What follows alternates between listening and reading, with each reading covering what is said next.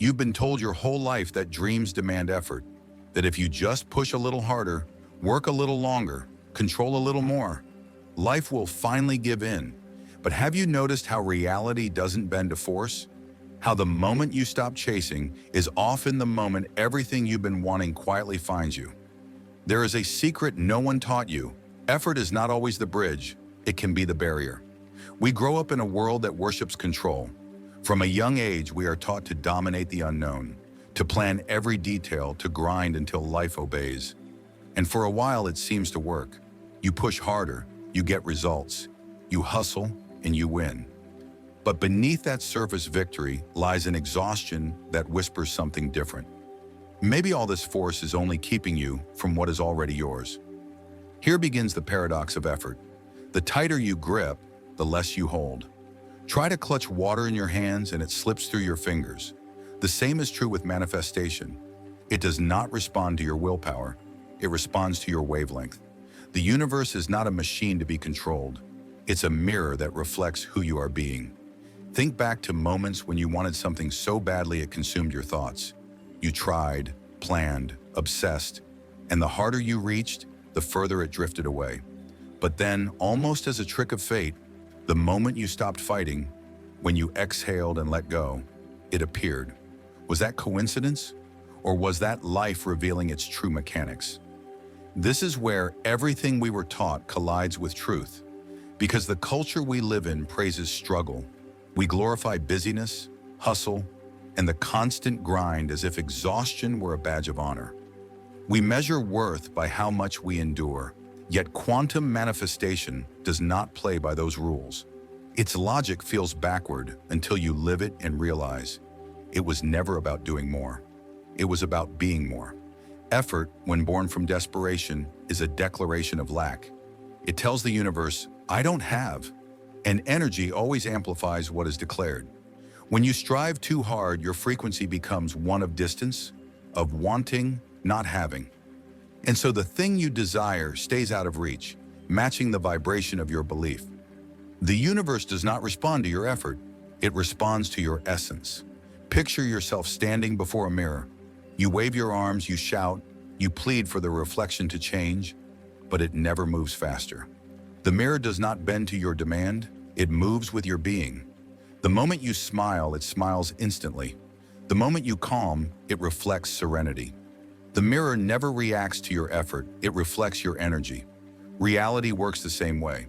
The quantum field does not interpret your words or your struggles. It reads your frequency.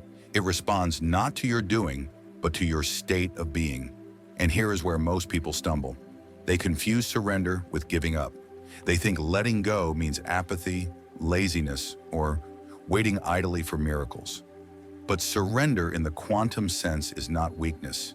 It is coherence.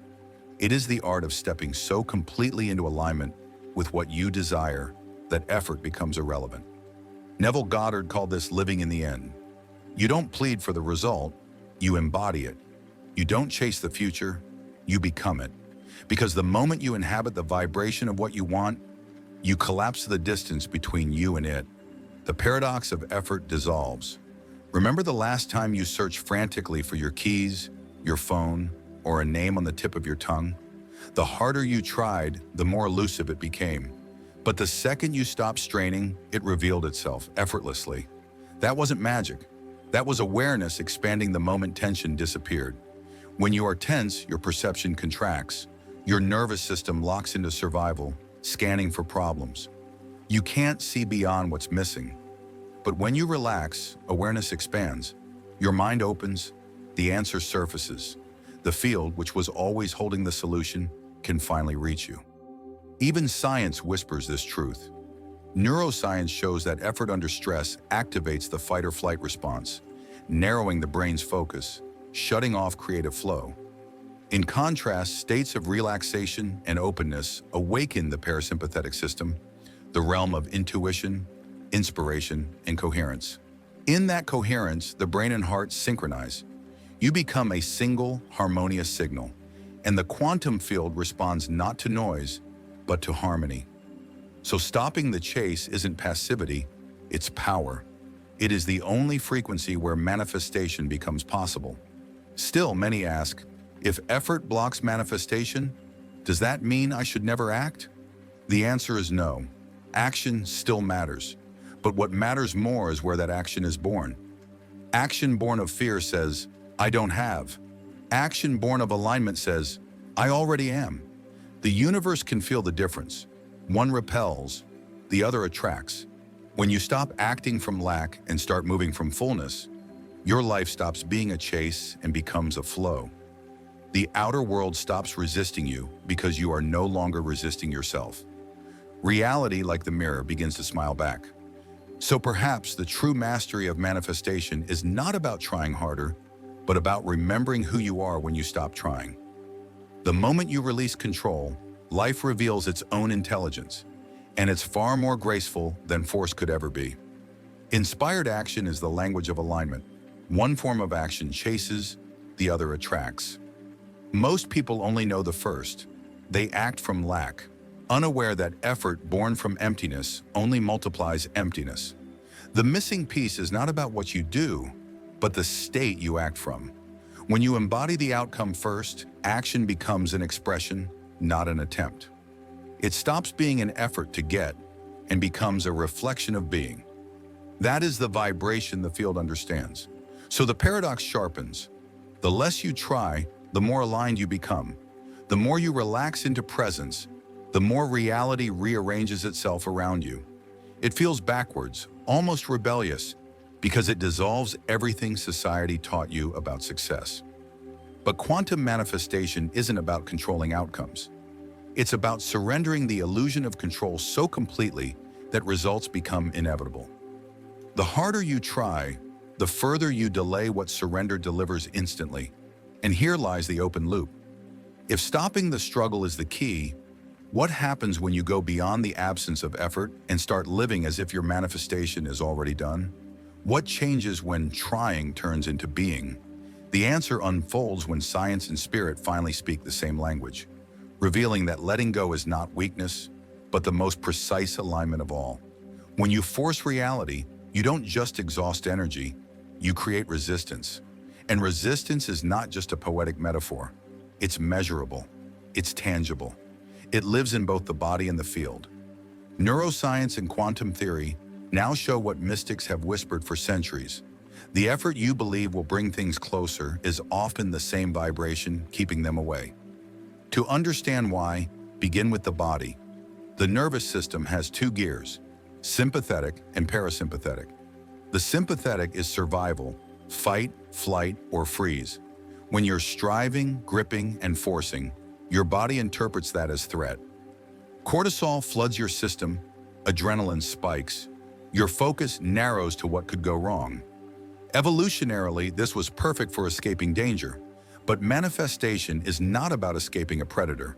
It's about aligning with potential. When your body is in stress, your perception collapses. The vast field of quantum possibility narrows into a single tunnel of fear and lack. You can't perceive new timelines from that vibration because your awareness is locked into defending the old one. In that state, even miracles standing right before you go unseen. Now look at the brain. Under stress, the prefrontal cortex, the region responsible for imagination and creative problem-solving, dims.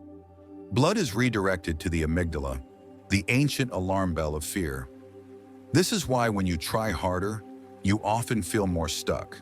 You're literally shutting down the very circuitry that could guide you. The more you push, the more rigid perception becomes. And the less you notice synchronicities, nudges, or subtle signals the field keeps sending.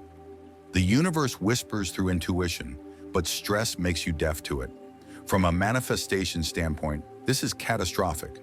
The signs are there, the field is responding, but your consciousness, trapped in survival mode, cannot register the feedback. The result feels like silence, but it's not silence, it's interference. Quantum physics mirrors this exact truth. On the subatomic level, particles do not exist as fixed things. They exist as waves of possibility. Observation collapses those waves into form. But here's where it gets extraordinary. Experiments reveal that how you observe matters.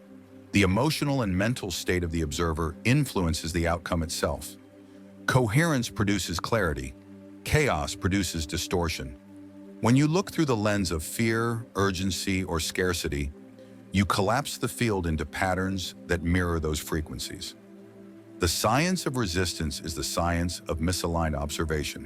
When you try too hard, you observe from separation, and separation recreates itself. You reinforce the absence of what you seek. Psychology has its own name for this phenomenon, the ironic process theory. The more you force a thought away, the stronger it returns. Tell yourself not to fail, and failure becomes your fixation. Tell yourself you must succeed now, and urgency blocks the very flow success requires. Resistance, then, is not external. It's the echo of inner tension made visible. It's the body's no disguised as productivity. It's the field reflecting back the energy of force. The more you resist not having, the more you create the experience of not having. The harder you chase, the more the dream runs. But when you soften, when you breathe, release, and realign, the same dream turns around and walks toward you. Not because you demanded it, but because you finally stopped standing in its way. And that is the quiet law underneath all manifestation. Reality is not convinced by your effort. It listens to your frequency. Resistance is the echo that amplifies what you are trying to escape. It is not a flaw of your personality.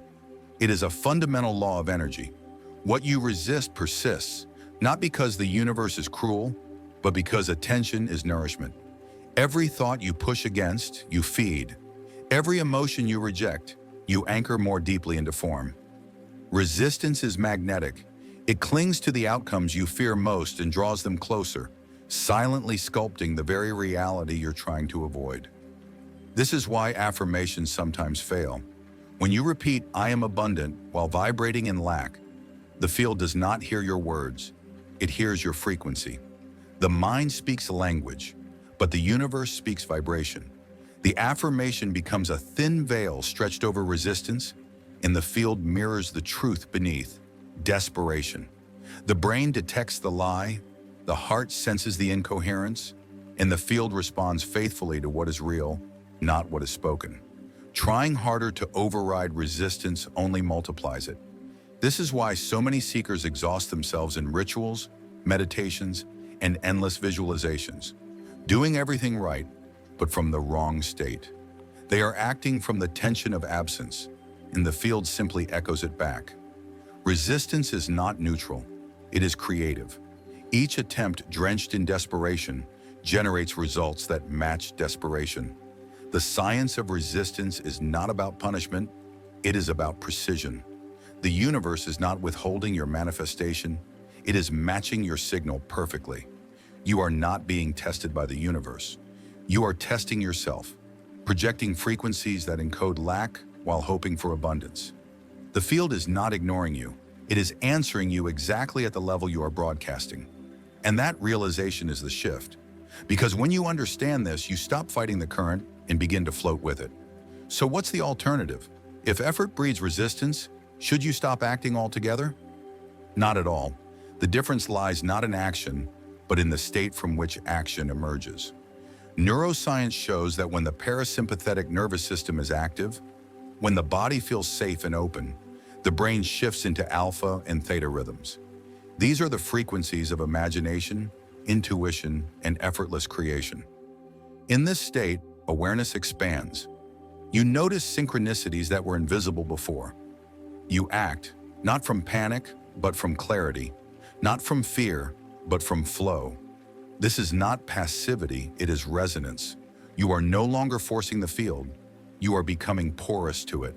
The quantum responds to coherence, not to struggle. Studies show that when heart and brain rhythms synchronize, the resulting coherence produces measurable order in physical systems. Groups of people meditating together have influenced random number generators and even reduced local crime rates. What's at work here is not mysticism, but resonance.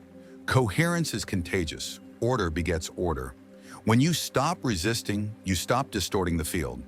Your energy becomes organized, and the universe mirrors that organization through synchronicity and ease. When you stop trying to prove your worth, you begin to radiate it, and that is when manifestation becomes inevitable. Not because you chased it, but because you aligned with it. Yet here lies the deeper paradox. If coherence is the key, why do so few people live this way? Because effort is addictive. It feels familiar. It gives the illusion of control. Struggle feels like movement, and surrender feels like death to an ego raised on the belief that effort equals value. Letting go is terrifying when your identity is built upon striving. And that is the real resistance. Not resistance to circumstances, but resistance to surrender itself. The science of resistance goes far beyond cortisol and collapsed wave functions. It points toward the ancient conditioning of the human psyche, the deep programming that equates worth with struggle. We were taught that only through effort do we deserve reward. Breaking that code is the true initiation, the quiet revolution of consciousness. Because resistance is not just blocking manifestation, it is narrowing perception, collapsing possibility, and amplifying lack. The shift is not about fighting resistance, it is about transcending it entirely. And that transcendence has a name: surrender. Surrender is one of the most misunderstood words in the spiritual vocabulary. Most people hear it and think of defeat, of giving up the fight, of accepting less than they desire. But in the quantum field, surrender is not collapse, it is coherence. It is the moment your energy stops splintering into contradiction and starts harmonizing with creation itself. Surrender is not the end of motion, it is the beginning of flow. When you release the need to control, you stop broadcasting the chaotic frequency of desperation and begin radiating the calm signal of fulfillment. And the field, always faithful, mirrors that vibration back in form. The paradox is stunning. The more you release, the more reality delivers. Not because you sit idle, but because your inner world has already become the version of reality you seek. Neville Goddard called it assuming the feeling of the wish fulfilled. Joe Dispenza describes it as heart-brain coherence, a measurable physiological state where intention fuses with elevated emotion. Both point to the same truth. Surrender is not passive. It is participation at the deepest level of creation. The heart's electromagnetic field extends several feet beyond the body. When thought and emotion align, when heart and brain synchronize, that field becomes ordered, stable, coherent. This coherence influences not only your biology, but the quantum information that surrounds you. Surrender, then, is the frequency of creation itself, the moment you stop demanding and start allowing. It is not weakness. It is power refined into stillness. And from that stillness, reality bends. It is as if the universe recognizes your frequency and quietly rearranges probability to align with it. When you are coherent, the field flows in harmony with your signal. When you are incoherent, the message fragments into noise. The universe always responds. It cannot not respond, but incoherence scatters its answer into chaos. Surrender, when lived as a frequency, is the art of becoming so internally ordered that the field has no choice but to mirror that order back to you. Here lies the question that bends logic. Why does letting go create alignment instead of loss? The answer is hidden in the vibration of trying. Every attempt carries the signal of separation. When you try, you unconsciously declare, "I don't have it yet." The field listens and mirrors absence. When you surrender, you declare completion. You stop reaching toward what you desire and begin embodying it. That subtle shift from seeking to being is what collapses possibility into form. Think of how often manifestations arrive only when people finally give up the chase. They relax, they breathe, they release control. The moment they stop vibrating in lack, the field reflects wholeness. The universe cannot resist coherence. It must respond in kind. Picture water. When it is stirred into turbulence, its surface fractures, distorting every reflection. Try to see your face in that chaos, and you will only glimpse fragments. But when the water becomes still, clarity returns. The reflection sharpens. The image is whole again. Your vibration works in the same way. Effort stirs distortion. Surrender restores stillness. And only in that stillness does the reflection of your desired reality appear without interference. This is not metaphor. It is frequency mechanics. The universe is your mirror. Surrender is the still water that lets you finally see yourself clearly. Most people stumble here. They mistake surrender for apathy. They fear that if they stop trying, they will lose momentum, that nothing will move unless they force it. But surrender is not disengagement. It is profound presence. It is holding your vision without strangling it, allowing it to breathe and evolve. It is like holding a bird. Grip too tightly and you crush it. Hold too loosely and it escapes. True surrender is the balance point, gentle, steady, alive. That balance generates power because it is free from friction. It is not the death of will, it is its refinement. Psychology calls this flow. Flow is the moment when effort dissolves, when action becomes effortless, when time bends around you. Athletes, artists, inventors all describe it. The state where you are doing everything yet trying nothing. Flow is not laziness. It is peak performance without resistance. It is surrender in motion. Neuroscience confirms that in this state, the brain shifts into alpha and theta patterns, the same frequencies that govern intuition, creativity, and natural coherence.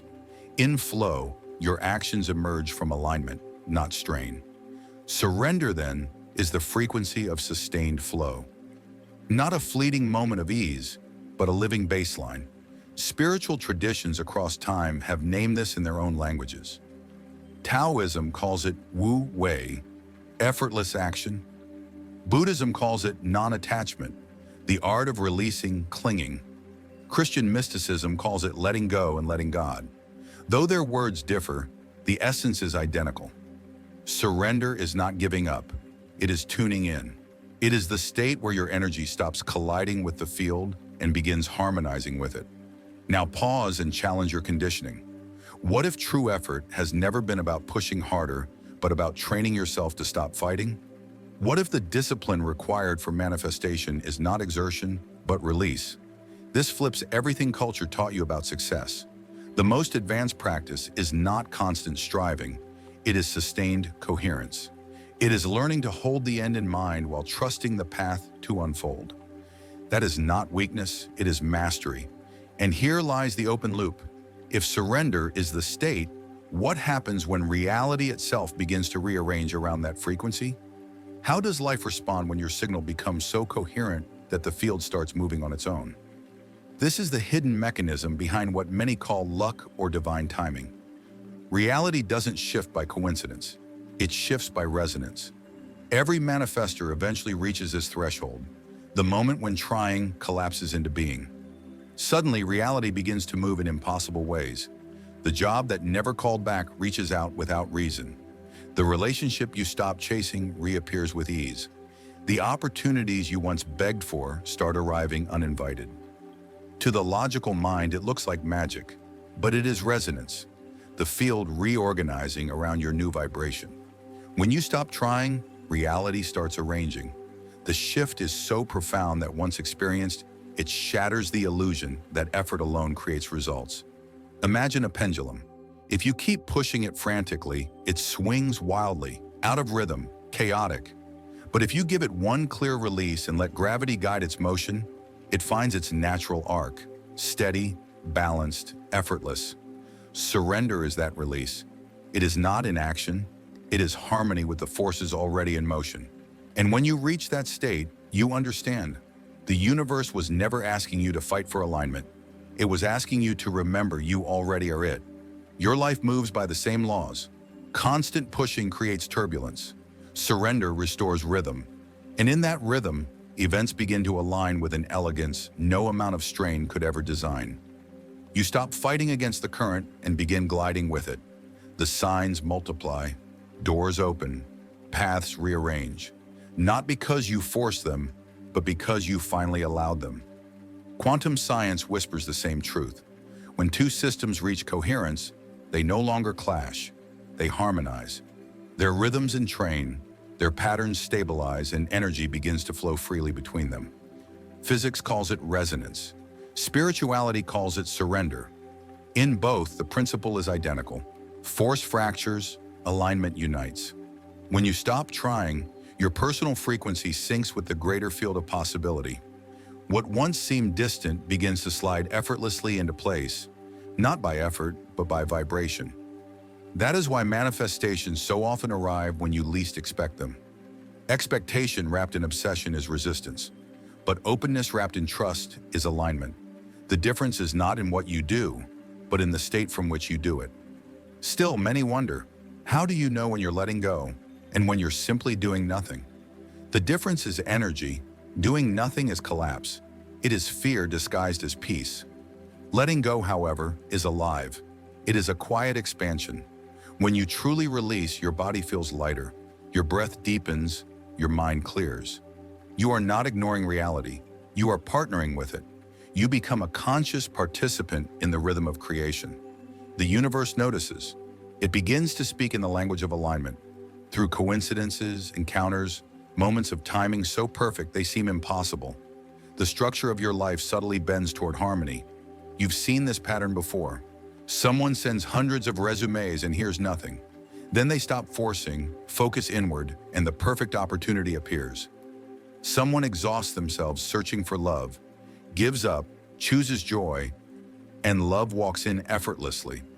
Someone clings to money out of fear, then releases control, and abundance finds them through unexpected doors.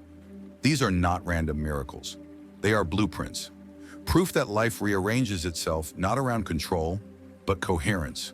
Psychology calls this the paradox of control. Studies show that the tighter we try to grasp outcomes, the more anxiety rises, the more creativity shrinks, and the worse results become. But loosen the grip, allow flexibility and flow, and suddenly performance improves. Athletes call it playing loose. Musicians call it flow. Across every domain, the truth repeats itself. Forcing blocks, relaxing unlocks. Quantum manifestation simply magnifies this truth to the scale of existence. The tighter you hold, the more you vibrate in lack. The more you release, the more you vibrate in alignment. And because reality mirrors frequency, it responds with precision. But there's a deeper question still waiting to unfold. If life rearranges itself the moment you stop trying, how far can this go? Does it apply only to small desires or to the largest transformations of your life? Can surrender truly reshape timelines so dramatically that the impossible becomes natural? The answer is yes, but only when surrender becomes your default frequency, not a temporary technique. When ease becomes your baseline, reality cannot help but rearrange to match it. This is the moment where understanding turns to embodiment. So pause and feel this not as an idea, but as energy. Words are reflections, embodiment is transmission. Right now, anchor the state. Whisper it, write it, breathe it into the field. I allow it to be easy. Do not treat this as a mantra of hope, but as a statement of truth. It is not a phrase, it is a frequency. By declaring it, you shift from force to flow, from resistance to resonance. You are telling the field, my timeline vibrates in ease. Notice what happens inside you as those words settle. The shoulders drop, the breath softens, the heart expands. It feels light, liberating, even a little rebellious in a world addicted to struggle. In that moment, the old program flickers and the new one anchors, and the field responds. It always does. The next time you sense a synchronicity, a moment of effortless alignment, remember this declaration. It is not magic. It is physics wrapped in consciousness. When you stop trying, reality rearranges. Not because the universe suddenly begins to notice you, but because you finally begin to notice yourself. You shift from grasping to receiving, from effort to flow, from static to coherence. And in that shift, you discover the quiet truth that was waiting beneath every struggle. You were never meant to chase alignment. You were meant to become it. And that shift changes everything. Because once you glimpse how reality rearranges in response to your surrender, another truth begins to unfold. The puzzle of manifestation was never meant to be complete. The universe never hands you the full image at once. It gives you fragments, breadcrumbs of frequency, to guide your becoming. This incompleteness is not an error in the system, it is the system. It's the architecture that keeps you awake, evolving, alive inside creation. If the path were linear, if desire moved cleanly to outcome with no gaps, there would be no mystery, no growth, no reason to awaken. You would already possess everything, but you would no longer become anything. The field delivers in fragments because coherence is built through discovery. Each piece arrives in divine timing, shaped by who you are in that moment. The gaps are not empty. They are the womb of transformation, the unseen intervals where energy organizes into form. Look up at the night sky. At first glance, the stars seem scattered, meaningless points of light. But when you soften your gaze, patterns emerge. Constellations form. The same points you once thought random reveal hidden geometry. Nothing changed but your perception. The universe works in exactly that way. It waits for you to stop forcing, to let the picture reveal itself in rhythm, not in haste. Synchronicities, manifestations, unexpected alignments, they are fragments of a greater design. The more you demand the full picture now, the more static you create. The more you allow, the more naturally the pieces assemble into coherence. The logical mind struggles with this. It wants proof before surrender, a map before movement. It asks, if I let go, how will I know it's working? If I trust, when will it come?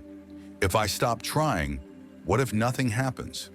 These are not wrong questions, but they are questions born of the old paradigm, where certainty feels safer than surrender. Yet manifestation has never been about certainty. It's about resonance. The field only reveals what matches your current vibration. It shows you what you're ready to receive, not what you're demanding to control. Science reflects this mystery in its own language. In chaos theory, order hides inside what first appears random. The fractal never exposes its full pattern in one glance. It unfolds iteration by iteration, like consciousness expanding through time. Quantum theory tells the same story. The uncertainty principle isn't a limitation. It's the universe protecting the space where possibility lives. You cannot measure every variable because the act of knowing too much collapses potential into predictability. Reality itself is designed to stay partially hidden so that life remains a co-creation, not a computation. The gaps are not obstacles. They are sacred intervals where choice, faith, and freedom exist. Ancient mystics already understood this. They called it walking by faith, not by sight, not because sight deceives, but because it shows only the fragments.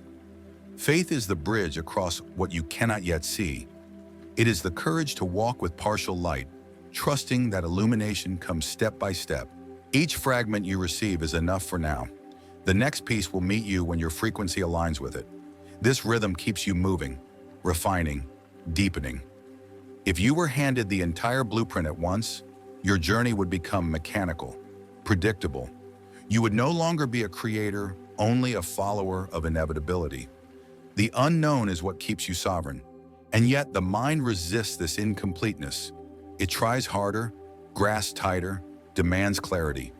But trying harder is simply the mind's rebellion against the mystery. It cannot stand the gap between knowing and becoming, so it fills that space with control, and in doing so, blocks the very flow it seeks. But the truth is this: the gap is not your enemy, it is your teacher. It is where transformation hums quietly beneath the surface, preparing the alignment your mind cannot yet perceive. The fact that you don't know how or when is not a flaw. It is the mechanism. The mystery is not there to frustrate you. It's there to refine you. It keeps your vibration curious, open, alive. Because only in that state, half knowing, half trusting, do you become the bridge between the seen and the unseen. The incomplete puzzle keeps you in motion, and that motion keeps you alive in resonance. Imagine this: a man longing for change. He sets his intention, but instead of answers, life hands him fragments. A stranger's story, a line from a book, a spark in a dream. None of it fits. But when he stops forcing, the pieces begin to meet each other. The stranger leads to the book awakens the idea opens a door. The puzzle never arrives complete, but somehow, piece by piece, the path reveals itself. This is the essence of effortless creation. It's not about forcing the picture to appear. It's about trusting that the pieces will find their order when you align with the rhythm of the field. Every fragment is both complete and unfinished, both a gift and a lesson. The gaps between them aren't empty. They are alive. They're what stretch you, shape you, evolve you. So what if the incompleteness never ends? What if life itself is the puzzle, forever unfolding? At first, that thought is terrifying. Then it becomes freeing, because you no longer need to wait for completion to feel peace. You begin to find peace in the fragment. You stop demanding certainty and start dancing with trust. Effortless creation isn't the absence of effort, it's the absence of resistance. It's the willingness to hold what you have, even when it's not the whole, and say, "This is enough." That choice alone shifts timelines, because coherence doesn't come from control. It comes from surrender. In time, you realize manifestation is not a formula, but a frequency. It stops being something you do and becomes something you are. You stop reaching for the field and finally remember, you are the field. When you try to manifest from the outside, you reinforce separation. I am here, my desire is there. But when you embody the frequency, the distance collapses. You don't chase, you radiate. You don't pull things in, they flow toward you because you've become their natural home. This is not fantasy, it's resonance. When two energies vibrate at the same frequency, they merge into one rhythm.